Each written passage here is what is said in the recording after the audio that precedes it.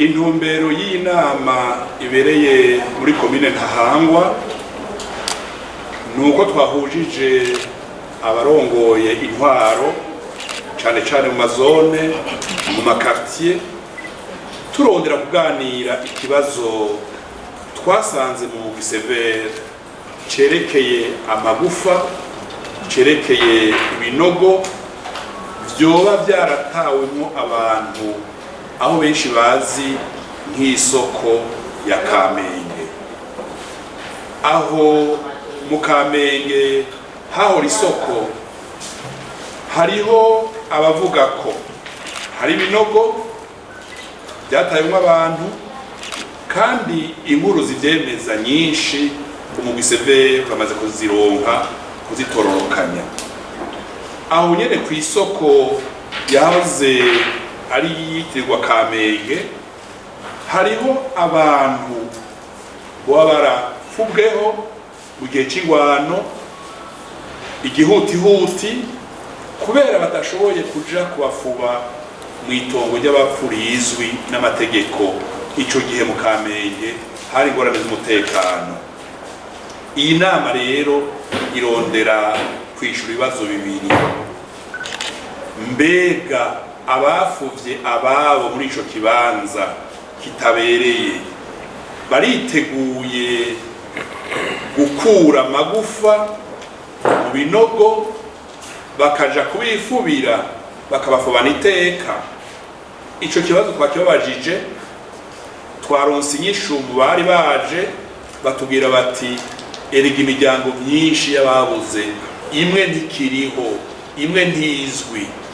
Bati vyoba vyiza ubwo butumwa bwo gufurura ayo magufa bukozwe n'umugwi Severe bakayegeranya ayo magufa, hageze kubafubana iteka abaturuka muri ico gice ca Kamenge, abarongoye zone na quartier bakabimenya bagashigikira uwo mugigwa wo gufubana iteka abo babuze.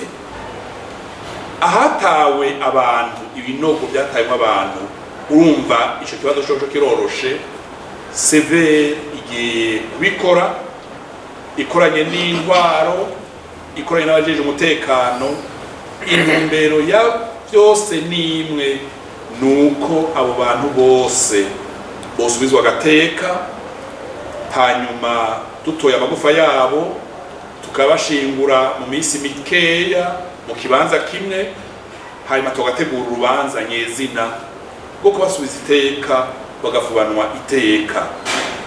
Mu guheraheza kubera tubyavuye mu kiganiro nababwiye nti amazina y'abahambwe ngaho yobazwe, abashefu do zone bayegeranye, abashefu do quartier bayatubwire, imiryango yobiriho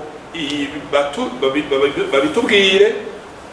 Hanyuma iyo bagiye gushingura abantu bazwi, urashobora gushirako amazina y'abo bantu kubera bazwi, ariko abatazwi nabo nyene urumva ko bakeneye gushingurwa.